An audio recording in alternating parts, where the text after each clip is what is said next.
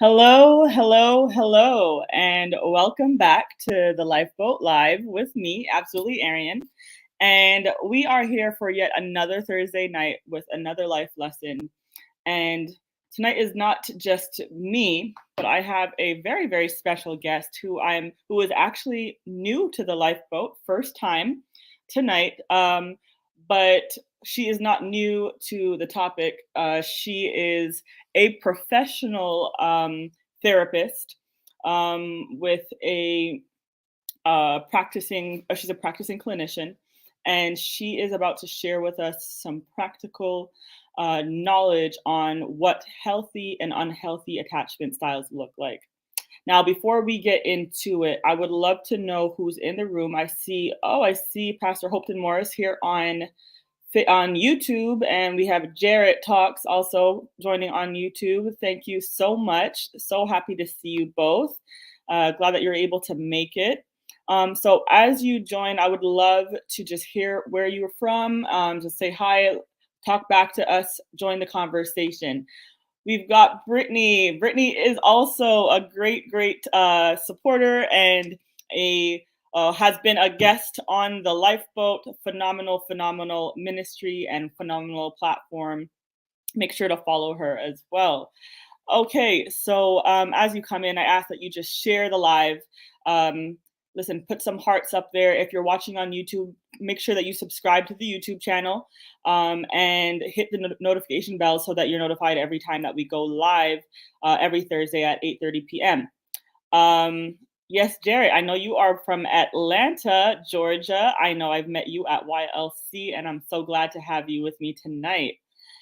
So yes, also just a little notice that soon from now we will not be going live on Facebook anymore, but we will be solely on YouTube.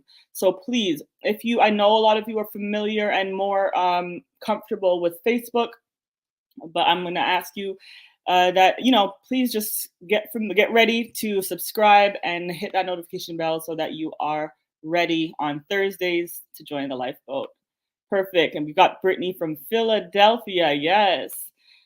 And we've got Pastor Morris saying that he is looking forward to this discussion. Well, listen, we're going to get right into it right now. I am going to bring to the stage none other than my special guest tonight, Veronique Esther. Receive her. Hey! Hi. How are you tonight? I'm doing wonderful. How are you? Listen, I am great. I was sharing with you a little bit earlier that there are some special circumstances tonight. In Montreal, anyhow, we are under a pretty big ice storm, and it means that a lot of people do not have electricity tonight. So, if you are watching tonight, or you do happen to have electricity, kudos to you. And if you don't, I really hope that you guys are keeping warm and safe inside, or you have somewhere that you can be warm and safe. So, with that said, Veronique, I would love for you, as this is your first time on the lifeboat live, I would love for you to share with us a little bit about who you are and what you do. Absolutely. So one, I'm excited to be here. I've been following you for a while, and I was like, oh my gosh, just the way she like talks about mental health and the way that you share and love on people, I think is absolutely amazing. So thank you for having me. I'm honored. So as previously stated, I'm Veronique Esther. I live in Atlanta, Georgia, Metro Atlanta, Georgia. I am an emotional and relational trauma therapist and coach. I am founder of a platform called Authentically Wed, which is dedicated to helping Christians build healthy and authentic relationships from a biblical perspective. We're really big on community and events. Speaking of which, I have an event coming up in June 2nd and 3rd, Heal for Real Live. And so we'll be having some experts come in, including myself, to talk about how to heal within yourself and not just externally for other people.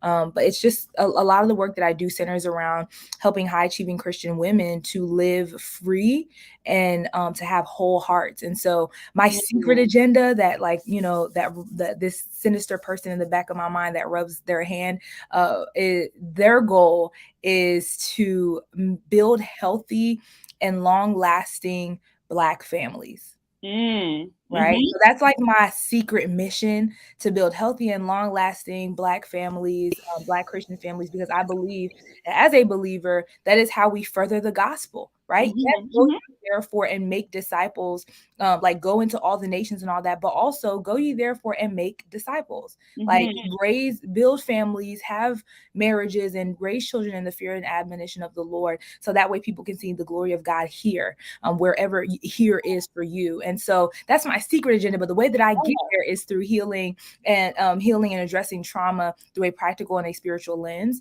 And so I've been able to author a book called When Seasons Change, a divorce recovery interactive devotional. okay. Part of my testimony is that I've experienced divorce. So on top of a degree, I also have some experience. I know I look 14, but I'm not. I'm not far from it though. Yeah. But yeah. So for me, I developed this love for talking about relationships, healthy relationships, and relational trauma because of what I went through, but also the patterns that I saw in my family and in the lives of others. And so I figured, Mhm. what if I could use my skill set and my wisdom in order to kind of jump into somebody else's timeline to help them see what they cannot see within themselves, and partner with God to bring the fullness of healing into their lives. Good. So, as we're in Holy Week, the thing that really rings true to me is just this idea, that by his stripes we are healed, and healing doesn't stop at physical things, right? But the internal workings of who you are. So that way we can follow Christ better, but also become who he has called us to be. So that's my little spiel. Preach. Listen, first of all, wow, you've accomplished so much. There's a book, there's a platform, there's events, there's even your own internal healing. Mhm. I watch your videos. Ashley says, "Hey, ladies." Hi, Ashley. Thank you Yay! for joining. And I just think that you're doing a phenomenal work. You are so Thank you. necessary. And the thing is too is that there are not many. First of all, there are not many Black clinicians.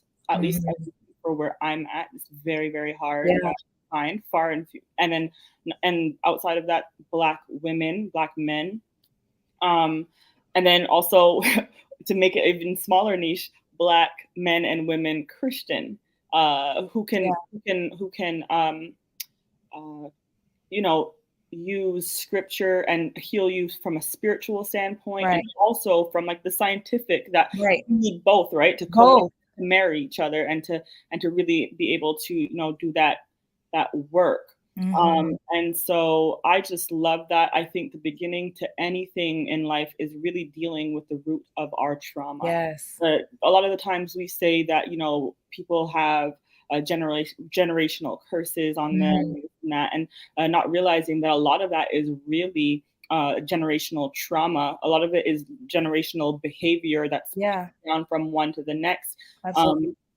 yeah, and so, hey, Lincoln, good to see you. And so we have to start, because we have to start somewhere. And I'm glad that our generation is becoming more informed. I'm so glad that our generation is getting into this field more and more. I'm Yeah. so glad because, let's be clear. I mean, we can look at the African diaspora as a whole, but Mhm. when we're looking at especially Black North Americans, if we go even specific to America, uh, there is so much generational trauma, just based on the if we go back to the slave trade, right, Mhm. and further on into history. So we have a lot of healing to do. We've got a For lot to do sure. in order to have those strong Black families that you've talked about. Yeah. So I love that, and I'm here for all of it. Yeah, Yes.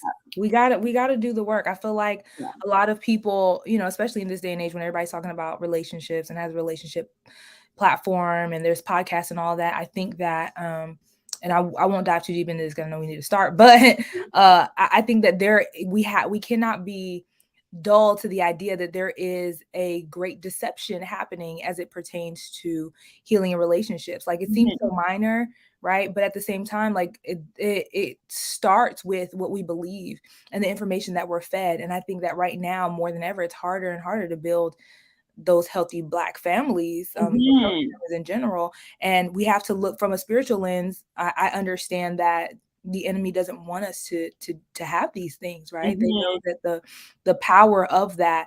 But then from a practical lens, a lot of it starts from like our beliefs. Like, what do we Mhm. believe and what do we think we know? But if everybody thinks that they know, nobody can learn. So Right. yeah. Anyways. No, that's everything.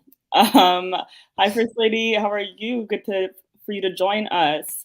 So, Veronique, we are talking about healthy versus unhealthy attachment styles, Hmm. right? And I love to work with just a working definition off the Hmm. bat so that we understand like what it even means to have an attachment style. Hmm. Can you just break it down for us in like layman terms? Like, what is an attachment style? Yeah. So just in the broadest way, um, attachment styles are this idea that the way that we relate to and are raised by our parents is the same way that we learn to connect and relate to everyone else. Mm, So your attachment style starts with your parental relationships, right? It's the emotional connection that you have, what you learn. It's essentially like how you learn to connect with others. mhm, And it starts obviously in your familial relationships. And depending on how good of a job that they do, with that determines how well you go forth and relate to others, as well as what style you choose. Well, not even choose, what style you default to mhm. in relation to others. So that's just a broad definition. It's how we attach to one another, how we create connections with other people, and it usually starts with when people do research, or when people who have done research on this theory, they always start with evaluating the parental and child relationship and responses, and the emotional, like, not backlash, but I guess the emotional consequences as a result of that. Mhm. So how like where does it start, would you say? Would it start from infancy? Would it start from, maybe more formative years? Would it start from when you start to develop a personality? Like Yeah. what is the theory behind that? The moment you step into the world. Wow, okay. Yeah, as early as that. So, when you look at certain research and things like that, I'm trying to remember some of these things from Mhm. grad school, but you will see where it starts is the parent's response to a child's need. So if you Mm. have a child who, you're just born, you cry, you can't communicate, right? You can't do anything, but your brain is growing rapidly and making connections. Mhm. It's creating neural pathways, which is kind of like the highways of how we um, understand, or how we build like understanding and connections within our brain, right? So it Mhm. creates these neural pathways. As a baby, I don't know the number and I don't want to lie, but a baby is creating like hundreds of thousands of neural pathways, like throughout that phase, because Mhm. they're trying to understand the world around them rapidly. Mhm. And so there's a Mhm. lot of growth happening there. So they're learning, okay, if I do this, this happens, that means this.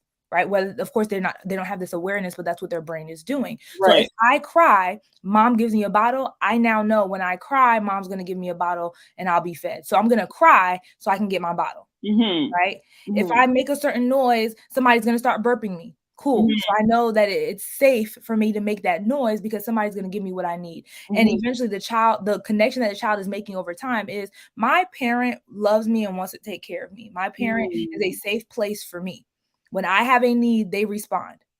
But if you have a parent who it doesn't is neglectful, if you have Mhm. a parent who doesn't respond to you or who is inconsistent, because sometimes we think that it's just neglect, but inconsistency is just as damaging, Mhm. right? So if you're in one moment I cry and you give me a bottle, another moment I cry and you let me cry it out, right? Mhm.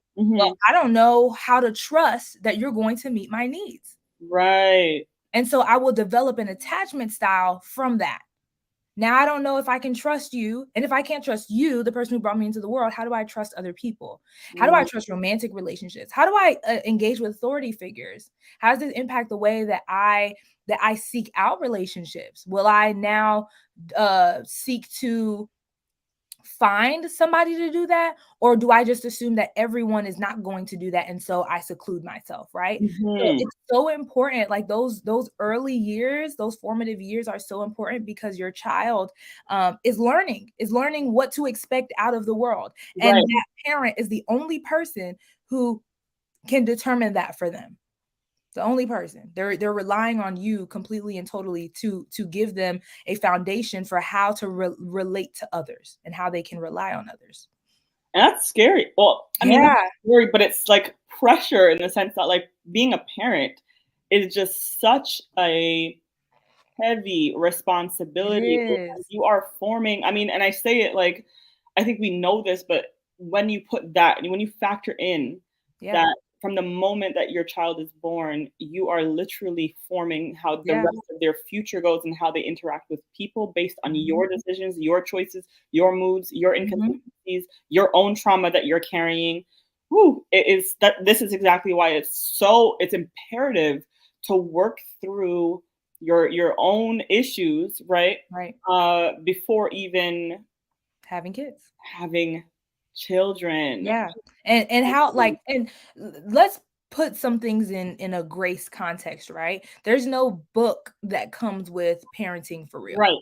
Right? And so especially prior to like, the self-help times and whatnot, what to expect when you're expecting and all these Right. kind of things, especially for like maybe our parents' generation or the generation before them and so on and so forth. Nobody had a manual, right? Like they were Mhm, just going off of cultural values and norms. mhm, mhm. Really vibes, right? Right, And right. so we can kind of get on our high horse and be like, wow, like, and I'm saying this kind of preemptively, but when I look at TikTok and other social media platforms that have these strained relationships with their parents or like this view of previous generations, and Mhm, even I myself, if I'm to be transparent, I have a very complicated relationship with my mother, mhm, right? And so even as somebody who is aware that if she doesn't even have the skills to have given me a healthy attachment style, then of mhm, course, we're at the outcome, but the consequences are real, right? But a lot of the times I think Generation Z especially they often like have this very I don't know, kind of judgmental view of like Gen Xers and those prior, but the reality is they really did the best with what they had, right? absolutely. They I really know did, I don't or they didn't, and that's valid too, but they didn't have any. We have this knowledge. I can tell you what attachment style is because I sat and spent tens of thousands of dollars in grad school figuring that out, right? Right, But right. everybody doesn't have that information, and so we have to be real about how we like assess that. The consequences are what the consequences are, right? I saw this a commenter say something to the effect of like, um your relationship with your parents in adulthood is kind of like the performance review of how they raised you. And that's true to some extent, right? Like the Mhm. way that you then in your adulthood is kind of like, okay, how did we do? Right? If I'm going no contact, we might not have done that great. Right, right, right. But if we still have, or but that's not a one-to-one thing. People have relationships, however they have relationships. But I say all of that to say, it is super important to not have kids until you're ready. However, the grace in that is, I think that there are some innate things that we know how to do well. It's when we and there's like, it's not the one time you don't pick up your child when they cry that all of a sudden they're now gonna like have toxic relationships for the rest of their lives. Right, right. But we're talking about in the grand scheme of like patterns. Yeah. Okay. And I that's a good point. Why is nobody teaching parents these things? I don't know if no, I think that there's a few things about that. One, I don't know if nobody's teaching that. I Mhm. think that we're limited in who is teaching that. I think we're also limited in who is willing to learn. And like, to be honest, I don't know that if when I was born, if my mom had access to a free parenting class that she would have took it. Right, Like, I think coming from the cultural background that I come from, I'm Caribbean and West African. I think that there is also a cultural understanding around parenthood, right? I think that there's like an expectation that you should just know, right. and like there might be shame around seeking Oh, assistance and yeah. support in those areas compared to today. But I think today people have more access to things, which is my third point. I think that it's also access. Who has access to these things? The people who are the most vulnerable are the ones who need it, but who likely don't have the access or the financial capacity to be able to afford the things that might help them to be better parents, or they Right. don't see the value in it because they don't know any better. Mm, mm, mm, mm. It And absolutely would be a better place. it would be. And here's the thing is that and I agree with you is that there is a lack of resources. There's also Mm. like cultural implications. It's the mommy Yeah. shaming. It's also just the the idea or the ideology behind the fact that you just automatically have mother instincts. You Right. automatically know how to become a mother when you are Right. when you become a parent. And I've heard people say that. I mean, I don't have any children. Well, I got a fur baby, but I don't Mhm. have any. I haven't given birth to any children. Um, and I'm not a mother. But Mhm. what I hear people say a lot is, "Oh, you'll just know," and I believe that Yeah. in some ways, yes, there are certain things that may be instinctive, like your maybe even how you become protective of your child. There's certain like I don't want to say animalistic, but there's certain Yeah, yeah. Like no how any other animal knows how to care for their child. Yeah, right there's some how to feed instinctual things. them, how to right. But when it comes down to how we take care of them spiritually, mentally, emotionally, we don't always. Even the most highly emotionally intelligent person is still going to be flawed. Yeah, they're gonna miss the mark sometimes. They're gonna miss the mark, right? And so I think it's unavoidable having never traumatizing or or having some Having level of negative experiences. having negative experiences, right, as you raise a family Yeah. because we are not perfect. Yeah, you don't become superhuman Right, just because you birth a kid, right? Or you have a child or you adopt or whatever your method right. of forming a family is.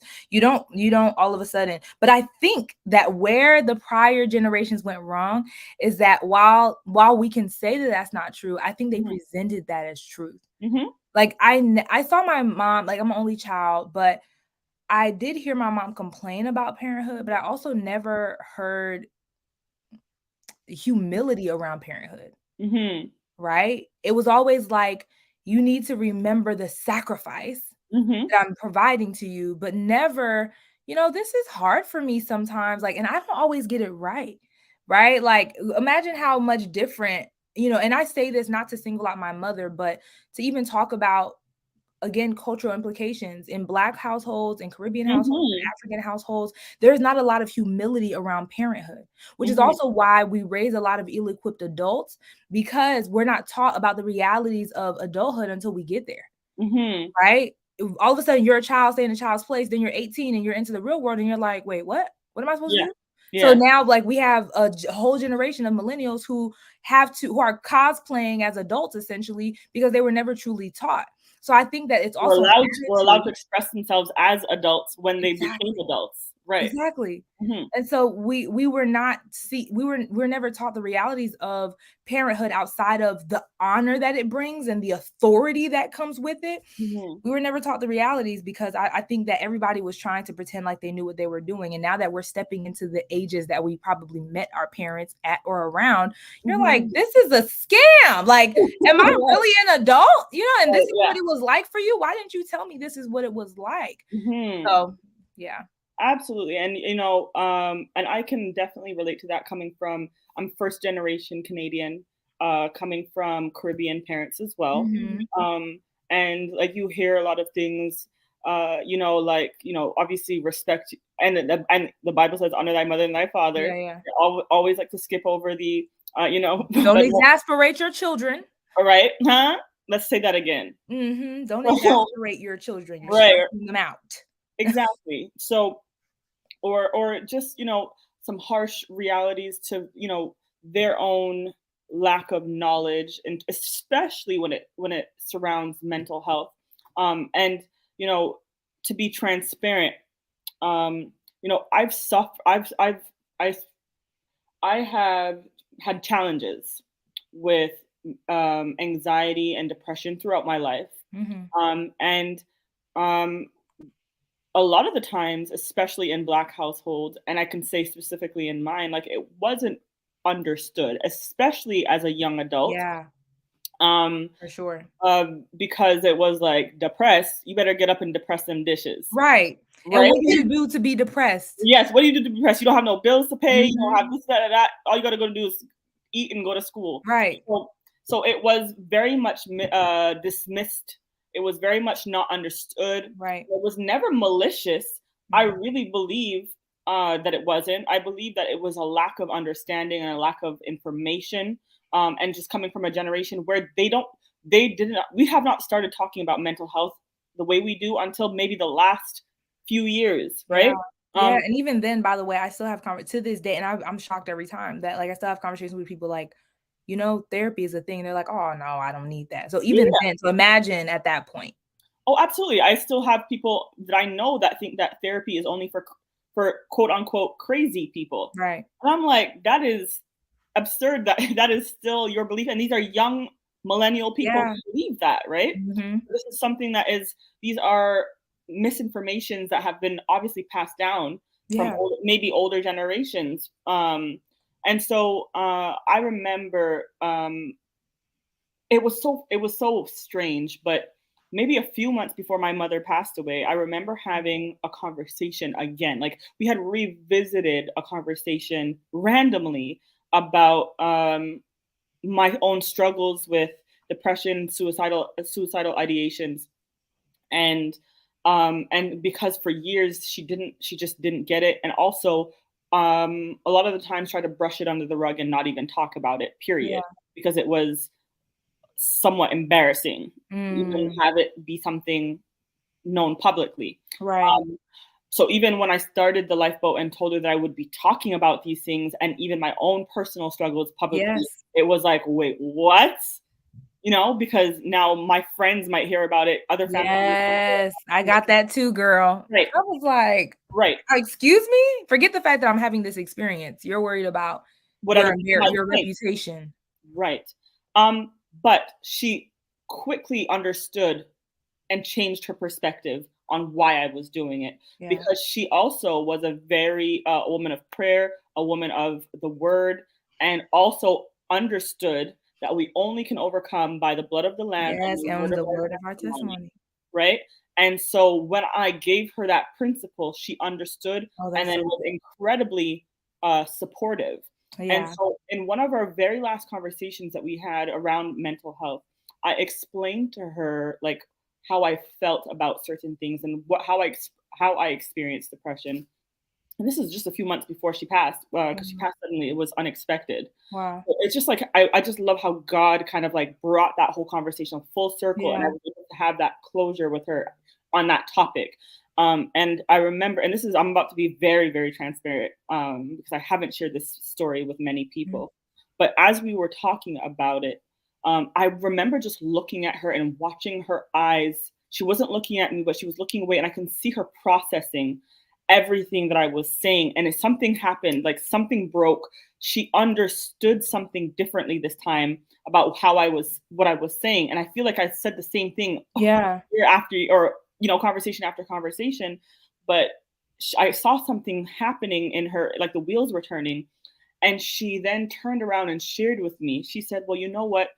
I never really thought of it as depression. She's like, I guess I have experienced depression too.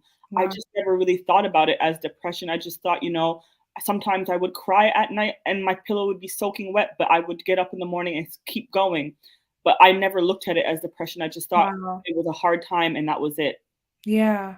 And that was Ooh. such a breakthrough moment for Yeah. me. Talk about generational healing. Yes.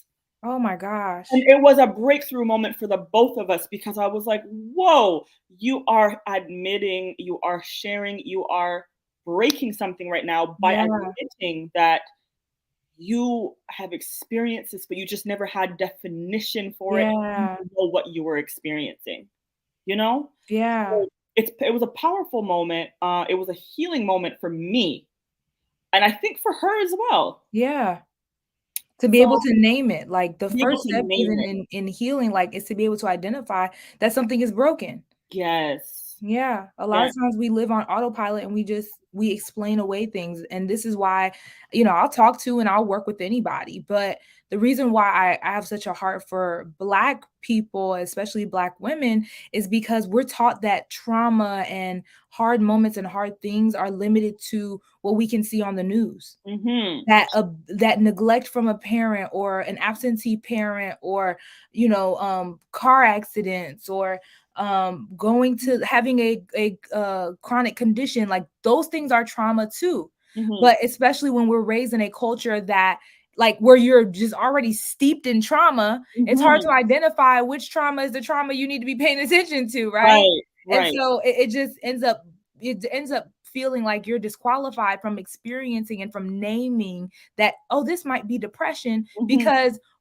I mean, I still have to wake up tomorrow and go to work, and I still have to, navigate microaggressions everywhere I go, and I still Yes. have to raise these kids, and I still have to deal with my spouse, like all of these different things. And so that moment, like the self-awareness piece, is the catalyst for Mhm. everything else. To be able to say, in the words of my own therapist, she said, if it hurts you, it hurts you. To be able Mhm. to say, ouch, like, do you know the power of saying, oh, that hurt? How Yeah. often do we get that opportunity? How often do we get Woo! to say, like, I'm Especially as in pain Black actually? women. Especially as Black women, we're often not allowed to, because the second, first of all, we're raised and taught to be the burden carriers for everyone else, right? And then, but the second that you want to take those burdens off, you're seen as weak. You then do not have purpose and value, and you feel like a lack of identity because you don't know who you are outside of the mule for everyone else. And so that Mm. we have to, like, we end up having these identity crises because we want to get out of that, right? So that way we can actually feel what it's like to be ourselves. But at Woo! the same time, we don't know who we are outside of everybody else's requirements and obligations and their needs. So Mhm. that self-awareness, I say all the time that the journey doesn't end at self-awareness, but it's a darn good beginning. It's a darn good beginning. And It so I'm just so encouraged by hearing that story, because, and the reason why I say generational trauma, and I just want to say this because I really feel like I heard the Lord say this, but that, like, even though, God bless your mother, she is gone, she got to experience the healing that you are already traversing, which Mhm. means that, like, what makes it generational is because of the work you're doing, your children are going to be able to live in that as well, but it still gets to be an inheritance from your mother because you gave it back to her. And so it carries on. And so I'm just so Woo! encouraged and so excited just for I literally have chills right now, like, for your life, and the fact that you were um willing to endure with her conversation after conversation so she can experience it before she ultimately experienced it in glory, but to be able to Mhm. experience it here on earth. Like, she got a taste of it. And I'm so excited that y'all had that moment. Like, God is just he's such a great orchestrator of those types of things. Listen, I'm first of all, I receive all of that. That is, ooh, I feel it bubbling up, Yeah. because yeah, it is such a powerful. It was such a powerful moment. God is just wonderful. He knew what he was doing. Yeah. He knew Ooh, what he was doing. ooh, girl. He knew what he was doing, right?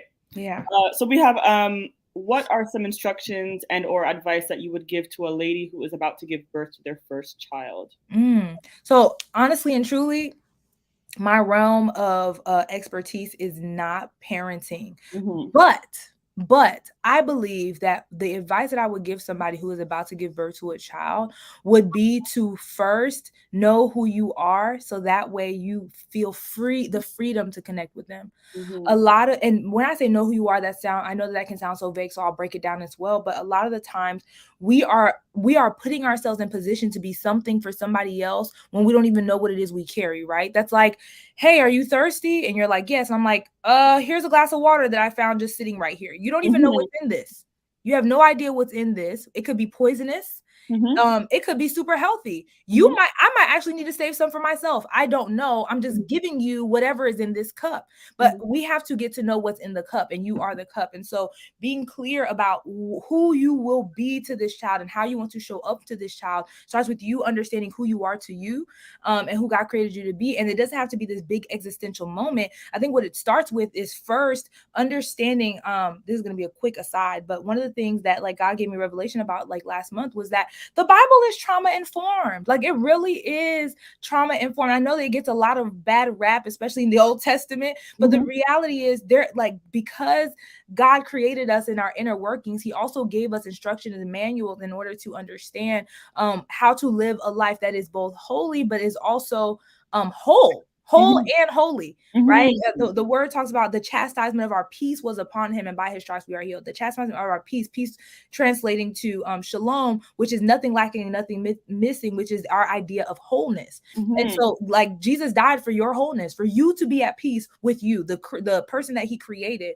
And so I say all of that to say, when you can become at peace with yourself, who you have been, I call this honoring your humanity, who you have been, where you have been, what you've experienced, to say, you know what, I understand why you made those decisions. I get why, you feel a way about these certain things and positions, but you know Mhm. what, I'm here now, and I am stepping up as the adult in my own life to say, I hear you, I see you, and I'm going to compassionately understand you and care for you. And when you see yourself as a child that you get to now house and protect and care for, and you treat yourself that way, that totally changes how you're going to show up for other people. Because how will you know how to really take care of a child if you haven't tapped into your own inner child, and like your own inner Right. life, and what that feels like to be loved, to be cared for, to be connected. Like a lot of you, like, and I'm saying a lot of you, but I'm even going to talk about me. I used to like starve all day long. Like I would just not eat. You know what I'm saying? Because like I'm busy, I have stuff to do. But the message that I'm sending to my inner self is I'm not important enough to pause and provide nutrients for. Well, if I had a Mm. child, I wouldn't do that. So why would I do that to myself? So Mhm. reevaluating this idea of caretaking for yourself, so that way you can then show up for this child. So I think that that's where I would start. And on a practical note, I tell my clients to do this all the time, but like two intuition days, where I would say take like one day or at least a couple hours, and just like from the time you wake up until the time that you stop, to learn to practice listening to your body, to wake up and feel your limbs and all of that. And you can ask God, like, all right, so what are we doing today? Or even tap into yourself and say, how do I feel? Do I feel hungry? Do I want to meditate? What do I want to Mhm. do? And wait for your Mindfulness. response. Yeah, mindfulness is exactly Mhm. what it is. Mhm. Wait for your response. If your body's telling you you're hungry, go eat. So it's not just listening, but then following through, because isn't that usually what we want other people to do for us, right? Don't just hear what I want. I want you to actually follow through. But we don't Right. give ourselves that experience, right? So Woo. practice that mindfulness, right? Listen to your body, and then just follow your body and your mind's leading for a few hours. Just see what it's like. And you would be shocked. Like I used to be like super rushed in the morning, and then I found out that my body actually likes to move slow. Mhm. And so I had to learn to slow down my mornings so I can feel better, so I can nurture my inner life and not just show Mhm. up for everybody else and perform. So Mhm. First of all, you are preaching better than they are amening in this chat, okay? You are a preacher. Listen, I don't understand why I'm not seeing more hearts and likes going up. Make sure if you are on here that you're just talking back to us. We love a good yes. amen or a little clap like Kayla just did just now. Make sure you hit share. I'm giving you an opportunity right now to invite some friends, tag them in the comments, share this video on your timeline so that people can get on in this, because this conversation right now is even a Please. healing conversation. Huh? Absolutely. Listen, Okay. do a body scan. I've learned this Yes. through learning a mindful yes, yes, yes, Absolutely. yes, and yes, Kayla. Um, listen, you said so much, so many powerful things in that moment that listen, I would love to know, and just kind of to revert back to where we were, Mhm, mhm. how attachment styles, um, so how healthy attachment styles will show up in relationships now, as we've now grown into and developed into people, right? Actually, let's start with maybe unhealthy attachment styles Mhm, first. What does that look like, whether it be platonic, whether it be romantic, mhm. um, and can your attachment styles differ depending on the type of relationship, whether it be Yes. Oh, platonic or yeah. or romantic? Yeah.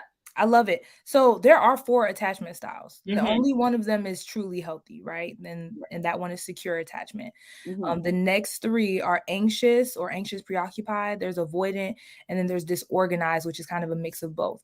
Okay. When I was kind of preparing for this, one of the ways that this was broken down is characteristically. So secure, or I'll start with the other one. So anxious or anxious preoccupied has a negative view of self, but a positive view of everyone else. Mhm. Avoidant has a positive view of self, negative view of everyone else. And then disorganized is I don't even know what like I don't think I trust you. I barely trust me. Like sometimes I trust you, sometimes I trust me. Mhm. And so it's a little bit of that. And so when we see, I don't know that there's any rhyme or reason. Like if your parent was like this, you'll end up like this. I don't think that there's always a one-to-one. There is some. So Mhm. like usually people who've experienced neglect and had to, I lied.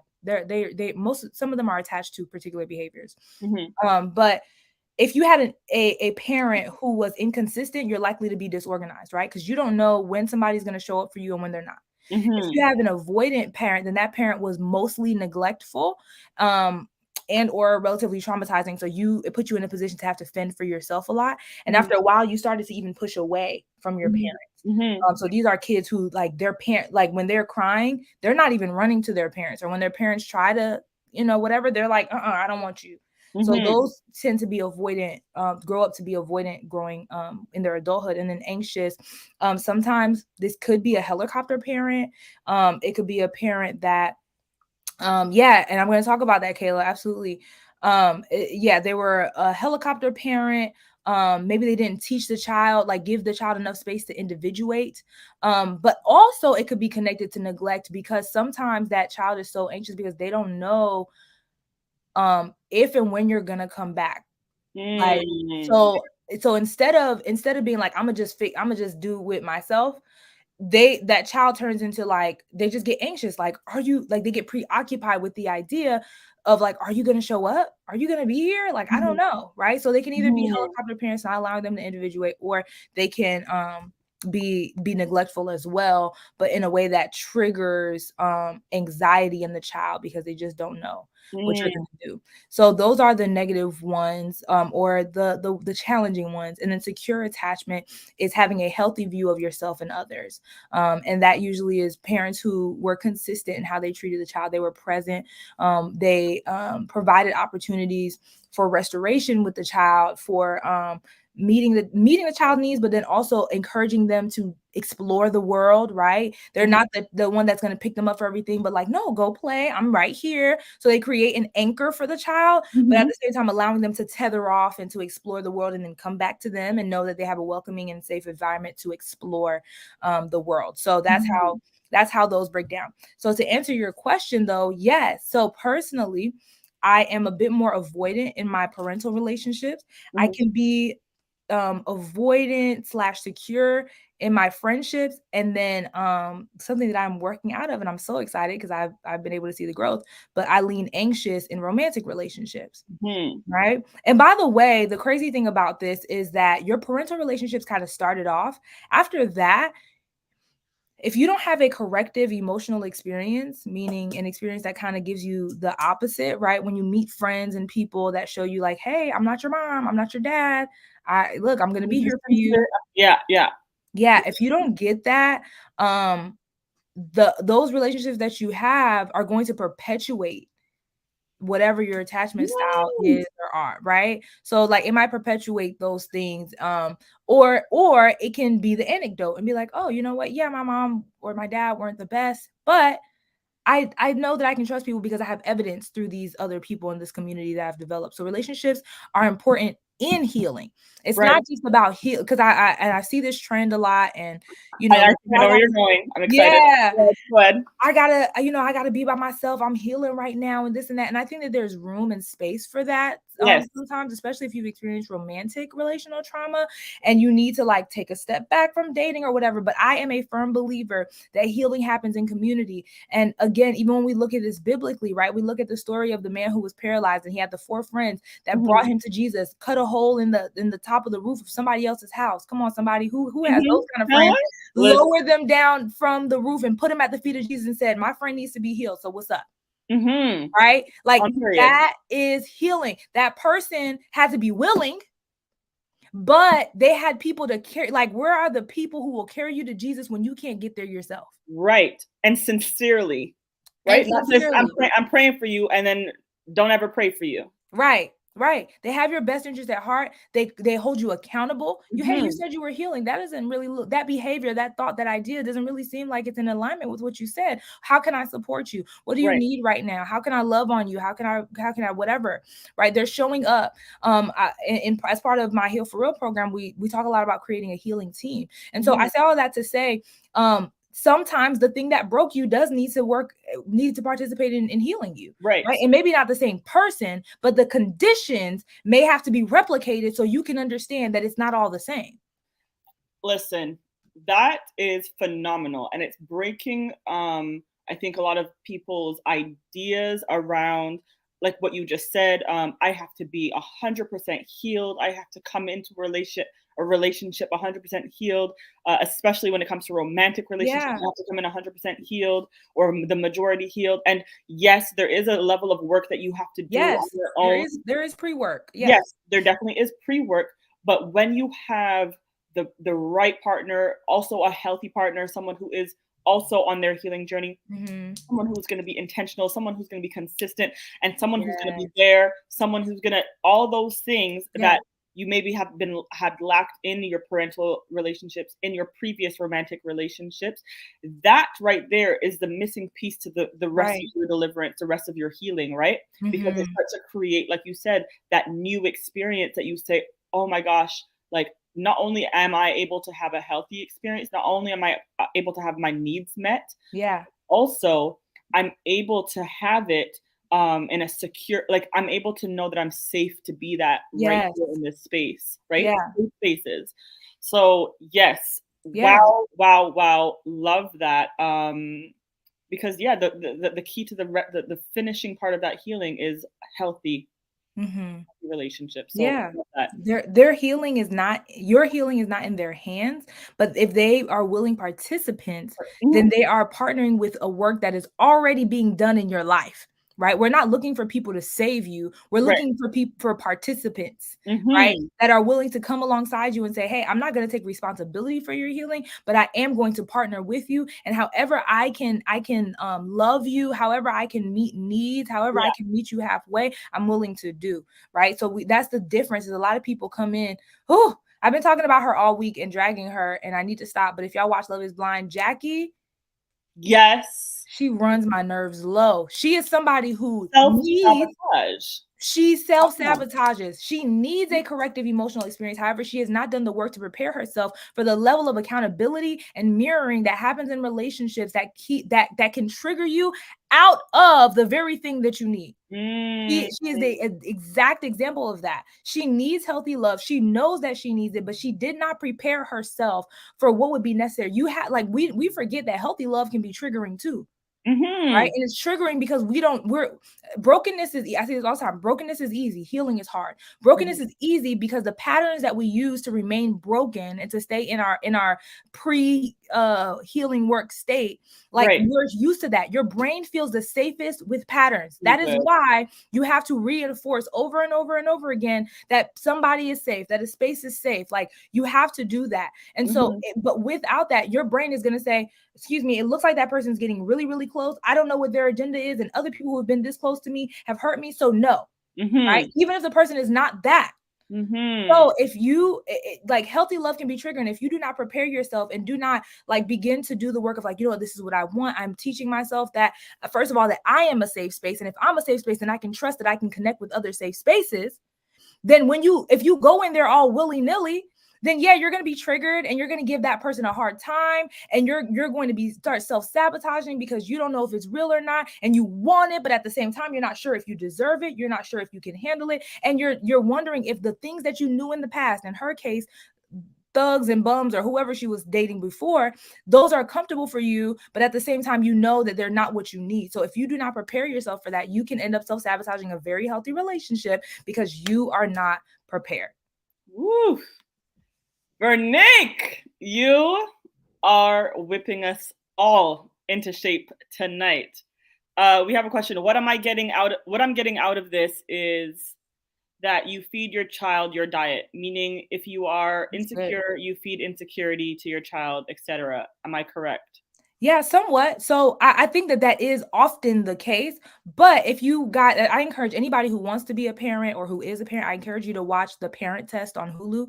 So good. It was an experiment that compared the best parenting styles, right? Mhm, And mhm. so when looking at parenting styles, what I noticed in watching that was that a lot of people parent not even a lot, like 99% of those people parented out of their trauma, but not always the way that you think.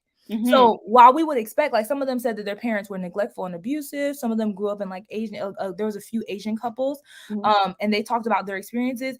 But as a result, a lot of them tended to be a lot more lenient with their kids, right? So their parents were super strict, and then they became the laissez-faire, do whatever you want, child-led parents, right? Because out of their trauma, they decided to be the opposite. Yeah. Then you have people, there was a single dad who also, I believe, was parenting out of his trauma and out of his own insecurity because he was gay. And so he felt like this pressure as a Black man, as a gay man, as I think he was, I can't remember if he did a 2-parent household or not, but a lot of it was my mom raised me like this, so I'm going to raise my child like this. Well, you forgot how you felt when your mom raised you that way.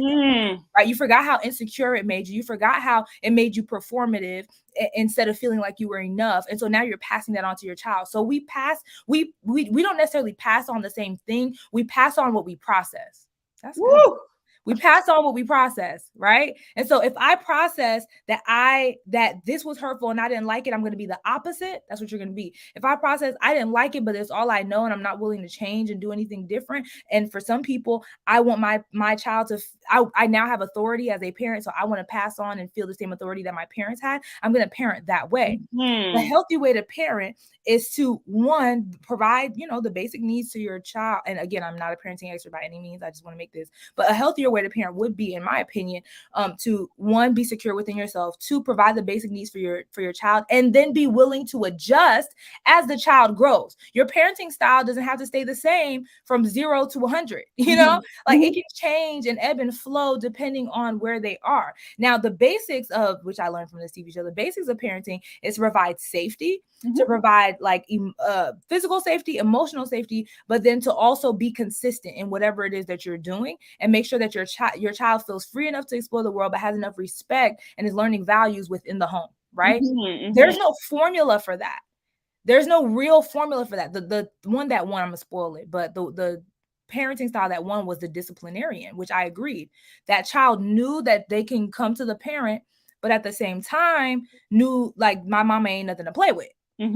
So there's a balance of that honor, but also safety, emotional and physical safety. Right. And so being able to balance that. So I think, to answer your question in the shortest form, I will reiterate that we parent what we process. Whatever it is that we have internalized about what our parents showed us is what we will then outcome. And I don't think it's always a one-to-one, because it can go either way. Woo! Right. Yes, you said so. Like, I hope that not only are you sharing this, but a lot of us are I have to go back and watch this again, because you've said she's dropped so many beautiful, groundbreaking, soul shaking, you know what I mean? I'm so blessed. And if you are blessed by this, it is time to hit that share button. Listen, it has been a powerful, just session tonight, conversation tonight. Kayla says, yes, have the basics. I'm growing with my child. We're both new to each other. That's beautiful, Kayla. Yeah. And that's that humility piece, right? That we talked about.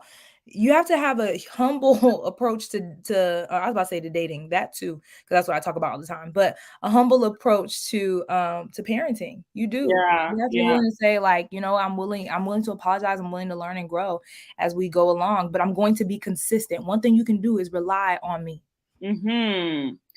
I want to acknowledge, I saw my good friend Mukit on here. Thank you so much for joining the Lifeboat. I know you watch, you never comment, so obviously you were blessed tonight by Veronique because you showed your face. So glad to see you. Glad to see Gladys on here tonight too. Gems, definitely, Kayla. Gems tonight. So my last question. Yeah. We'll go ahead. I'll try not to be long-winded.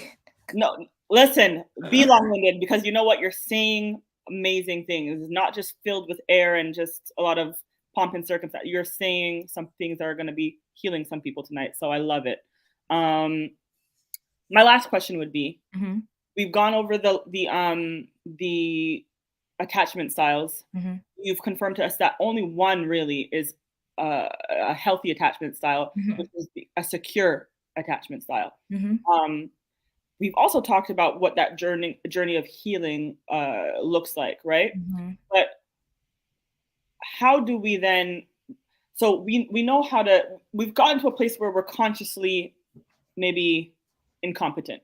Mm. We know that now, based on what you've said to us tonight, we know now that we may have some things that we have to go ahead and process through. Yeah. We know now that we have an understanding of what our attachment styles may be, why they are the way they are. Mhm. How do we get there now? How do we get to having a healthy, secure attachment style? What does that journey Mhm. look like for us? Yeah. It's a lot of risk taking. A Mm, lot of risk taking. Again, if you anytime I speak and to do a workshop or whatever, I always say if you don't remember anything else that I have said today, I want you to remember that your brain's job is to keep you safe. Because from that flows everything else. If your brain's job is to keep you safe, that means it has no opinion about your experience. Okay. I know, I saw that, I laughed. But my Get wind out of here. it is good, you are But your brain is not a discriminator of information. It's just like a computer. Like my computer doesn't care if I see an email that makes me happy or an email that makes me sad, right? It doesn't care. It's just processing the information so it can do what it needs to do. So your brain is doing the same thing. Well, I'll give you an example. I have an alarm system in my home and I have cameras set up outside, right? Mhm, mhm. One day I was at work and I'm like getting notifications back to back to back. I'm like, what is going on? And like when I open my phone, I scroll and there's like a stream of alerts. So me being me, I'm like, is my house getting robbed? Like, what's Uh-oh. happening right now? But Right. when I look at the camera, there's nothing there. As a matter of fact, maybe in one of them, somebody walked past, and another one, a car drove past. And I'm like, Mm, what's going on? The wind was blowing really hard that day. mm. Well, the wind is not uh a danger to me, right? Mhm, mhm. At least not that kind of wind, sorry. At least not that level of wind. It was hard, but it wasn't, blowing cars and trees away. Right, Somebody right. walking in front of my driveway, not even touching it, that's not dangerous to me. Mhm, But my alarm was so sensitive and so easily triggered that even something that came close or that looked like it could possibly be a threat was alarming to it. And it was mhm, now letting me know, which mhm, is what our brains do with trauma. What happens is our triggers are nothing more than the activation of an emotion that is connected to a prior experience. mhm, mhm. Okay, it is your brain's alarm system telling you, hey, excuse me, we don't feel safe. Hello, my job is to keep you safe. We don't feel safe. Well, so a lot when you have unprocessed trauma, you have a lot of false alarms. Mhm. And so Mhm. the goal is for you to stay safe. Your brain is thinking that these what we know as false alarms, but these alarms are going to help you get out of danger, which is where we get fight, flight, freeze, fawn. Right, Right? Either you right. run, you fight, you try and people please, or you just don't do anything at all. Mhm, Because those are the ways that your brain processes how to enact safety. So I say all of that to say the you have to get to a point where you tell your brain what to do. And the way that you tell your brain what to do is to say, hey, I know we're triggered right now and I know we're alarmed, but one, I want to remind you that you're safe. Take a deep breath. I'm actually safe. Look around. This is where mhm, mindfulness comes in. Look mhm, around. Look how bright these colors are. I'm talking to a friend. They've never hurt me. I know that we've had people in this friend position that have hurt me, but they're cool. Look at this. Like, you look at all the wonderful things that you have in life. You're safe. Actually, you're mhm, not.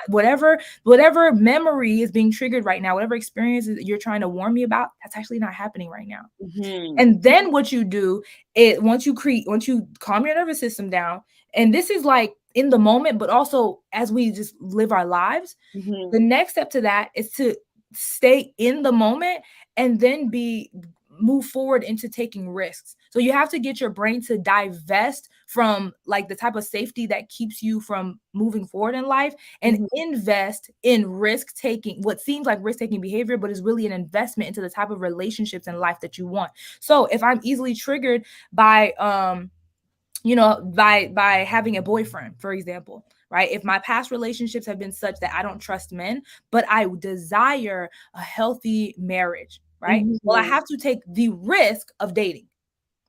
And I then have to work with myself and connect with myself in such a way that I remind myself, like, hey, one, you're safe. If nothing else, I trust me to protect me. Mm-hmm. All right. I trust that we have non-negotiables. We have what our list, what we want in a man, right? Mm-hmm. We have and we also have community that if I'm missing something, they might be able to point it out. So look at Right. these safety measures we have. Now we're Mm-hmm. gonna go in there, we're gonna date, we're gonna go on the app, or we're gonna shoot your shot, or I'm gonna say, give this guy my number, right? And allow him to take me on a date. And then in the moment, I'm going to keep investing. And I'm going to tell myself that when it doesn't work out, that's not information that it's unsafe. It's information that people are autonomous and they're allowed to make any type of decision that they want. And if their decision is not me, that's okay. That doesn't make me in harm's way. You're It allowed doesn't make so to. so taking the risk and then reinforcing that you are safe and that you are okay, and Mm-hmm. building up the tools so you learn how to trust yourself. That's how you move into secure attachment style, which is, as I said before, you believing the best about you and believing the best about other people. Everybody's rejection is not, like, people's rejection of you is none of your business in general, but it's also not personal, even if it seems personal. Right. Right. So letting go of this idea that people are inherently trying to harm you and say, you know what, they made the best decision for themselves. And that decision happened not to be me, but I choose me. And that's okay. Right. That was perfect. Wow. You have, first of all, we don't have Cash App here in Canada, but if you do have a PayPal and Cash App, if we have American viewers actually, so yeah, please let us know what it is, because Yeah. I'd love to bless you tonight for uh, the work that you've put in here. You have given us so many free gems, as Kayla said earlier. I'm overwhelmed with the. I'm actually speechless, and this is very rare Wow. that this happens to me, but I'm actually speechless. This was beautiful. This was necessary. This is such a necessary conversation, and I can already tell you right now that there are people who are going to begin their healing journey because of tonight and the work that you are continually doing. I'm so inspired by you. Aw. And you said earlier, like I've been following you for a while, Vernique, and I think I came across you. I believe it was on Clubhouse, and I think so. yeah, I believe so too. And I have just admired your transparency, Thank you. for the way that you are able to bring humor into your educational, videos. You're able to, oh man, just be real and practical, Yeah. but also you are clearly very intelligent, very well learned, and you are a pro Thank at what you you. do. You are a pro. You are great, and I'm so glad that you said yes to the Of lifeboat. course. So thank you so much. Thank you. I am honored. Absolutely. Yeah, go ahead and drop your cash apps. I'll put them also on my Instagram stories so that people can know Thank where to find. you. Yeah, absolutely. This is a word here that needs to be sewed into, because I believe that, I really do believe that something has been broken today and tonight Man. for a lot of people. So we thank God.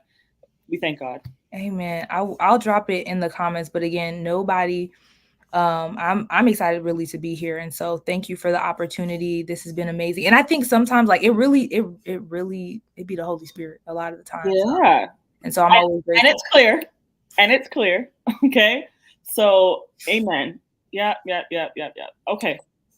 Where can people follow you? Where can they find you on socials? Yes. So I am at Vernique Esther everywhere. So Mhm, you can find me there. I also I'm on TikTok. That's where I have the largest following, funny enough. mhm. So you can find me on TikTok, but I at Vernique Esther everywhere. And if you ever want to email me, if you want me to speak to your audience, sorry.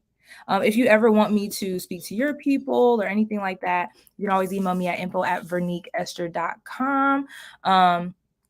Well, I mean, that really is it. My name is the same everywhere. But like I said, I do have a conference coming up in Atlanta, June 2nd and 3rd. It is Heal for Real Live. The theme is Come Home to You, which is a lot of what I was talking about with you all today. And we're having so many experts. Somebody is literally talking about attachment styles. I haven't announced this yet, so I'm going to tell you guys exclusively. Oh. But Amanda Mbata Graham, she'll be talking about attachment styles. We have Patrice, who is a amazing entrepreneur. She's going to talk about healing while you're walking in purpose. Brittany's going to be talking about restoring intimacy with yourself and God. I'll be talking about boundaries and honoring your humanity and doing some somatic work in person. So like in real time, you connecting with your inner self. So I'm super excited about that. Y'all, I would love for everybody to come. If you are interested, I'll put that in the chat as well. You can get a ticket. Early bird ends Saturday, but you can get a ticket for that up until, you know, the next couple months, but the price will go up shortly. But yeah, I would love to have you all there. It's going to be amazing. Wonderful, wonderful. Good. Yes, I see them in the chat there. And you are located in Atlanta, Georgia. Yes. This is where the event is taking place as well. Okay, great. So you guys know where to find her. Follow her, subscribe to her, follow her on Instagram, follow her on Facebook. And please check out her wonderful event. She has like she said, the link here in the chat. I'm going to put it up here on the screen as well so you can see it. There it is. Perfect. So go ahead and follow Miss Veronique. She's got a lot of amazing things to say. Thank you so much. Thank you. Thank you so much. This was powerful. So I'm going to go ahead and wrap you. Listen, we've gone over time, but it's been worth every minute. I know. I'm like, dang, I do this all the time. I really have to learn. Please, it was phenomenal. I could keep going, but you know. So thank you so much. I don't know how to pronounce your name. I'm so sorry. Brahmanuk says thank you. Both appreciate this. Wonderful. I'm going to go ahead and put you backstage and go ahead and sign out for the night. So I'll see you in a moment. Okay. All right. Woo! What a powerful conversation and session tonight with Miss Veronique Esther. Listen, guys, I'm just going to ask you, if you enjoy this, please go visit her PayPal, her Cash App, and just bless her tonight, please. Listen, next Thursday, we are back again with another life lesson and some more on our healing journey, on our life journey, so that we can continue to grow as individuals and to just be healthier citizens of the world. So thank you again. We're back again Thursday night at 8:30 Eastern Time. But until then, have a good night.